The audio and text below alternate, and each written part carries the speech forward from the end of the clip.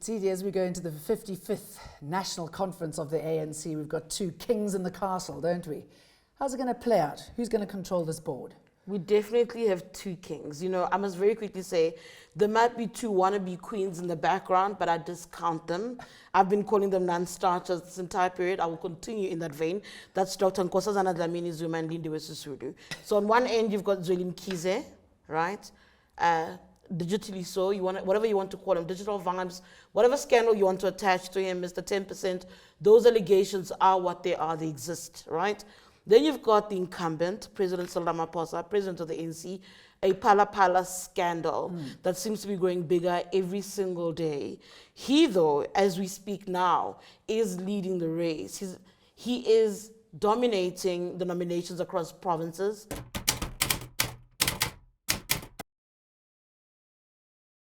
And it's quite extraordinary. I mean, both men have financial issues, irregularities that's underpinning their campaign. It doesn't really seem to make much of a difference, does it? Jen, I've always argued that the logic that we use as outsiders is not the same as what's applied by members of the ANC. And you're seeing that because these people, on any other given day, anywhere else in the world, should not be considerations. That cannot be the top leaders that you want to put in power, who have scandals at the level that they have. Zweli Mkhize can stand there and say he did nothing wrong as far as the legal considerations are concerned with the digital vibe scandal. But his child is intrinsically linked to that scandal. So that says something about his ethics and his morality. Ramaphosa, never mind pala. I want you to go back 5 years ago to Nasrec and those CR17 bank statements that he does not want unsealed. That for me, again, is a question of how transparent you really are, and again, a question around your ethics and your morals as a leader. If you are not willing to show us how you got there. So the only person who really seems to be moving at great speed at this stage is Paul Mashatile. It's Paul. I wish I could actually use him as a bishop in a different color altogether, not attach him to anybody, because he really is his own man.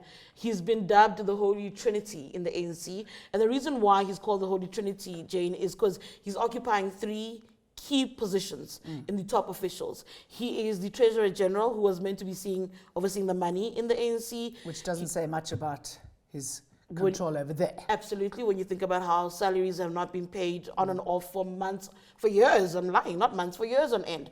So he's got that position. Then, by accident, as some of his supporters like to say, he found himself controlling the secretariat completely. One, because Ace Mashatile was suspended. Then the Deputy Secretary General, Jesse Duarte, who took over, then also passed on. And so Paul had to step in and control those three positions. Hence, he's called the Holy Trinity.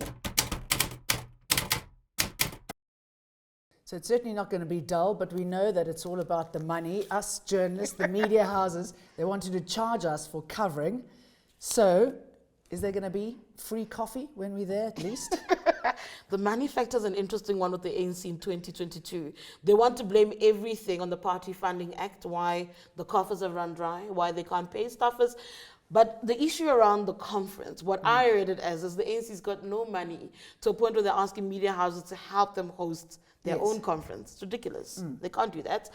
And I think we fought that, and that's fallen away. But it is a question for me around Paul Mashatile, again, the bishop, Holy Trinity. I don't think he's been successful as Treasurer General. If salaries go unpaid for months on end, that's your responsibility. That as a deputy president, we're still, possibly as a president of the ANC, you must have question marks as South Africans, because the ANC is the governing party. So that's my question mark around money and Paul Mashatile specifically.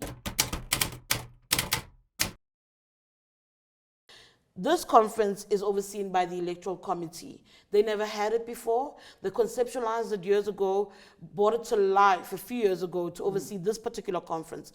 The idea behind the Electoral Committee is to do two things: to kill slate politics and to curb the use of money in ANC processes.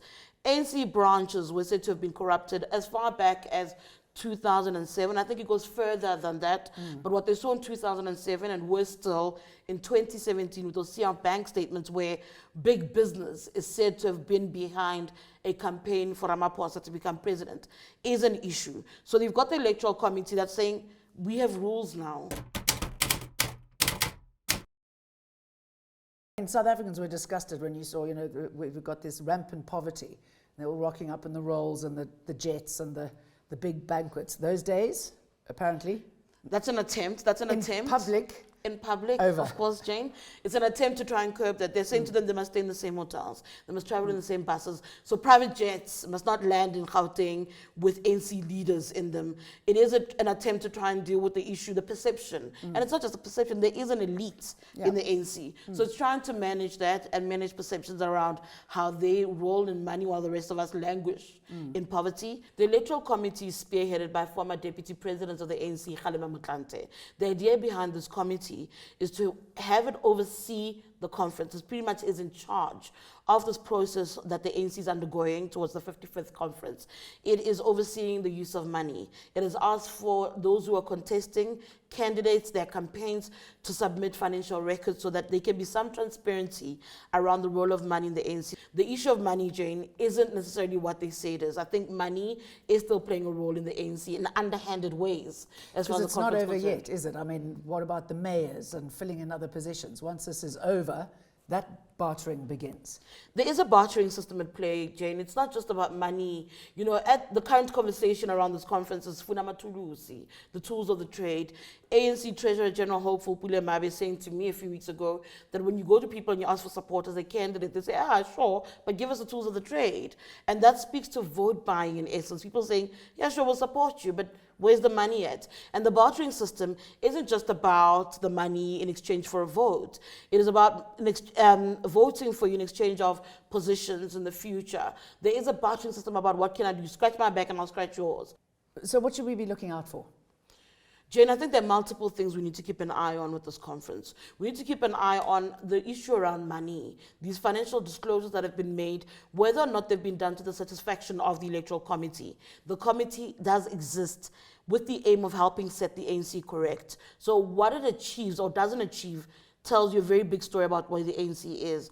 I think we need to watch the personalities that are fighting out for positions in the ANC and where those go, because also these are the leaders who will be going out to communities come 2024 asking for a buy-in into the ANC's messaging towards those particular general elections. And for me, it's what this conference closes with as far as policy positions are concerned, because that for me speaks to whether or not the ANC understands where the country is, what challenges South Africans are facing. If the ANC comes out with strong policies around issues of employment and trying to rejuvenate the economy, then you know the ANC has some understanding of where we are, that it's moved beyond diagnosis and is serious about implementing particular ideas.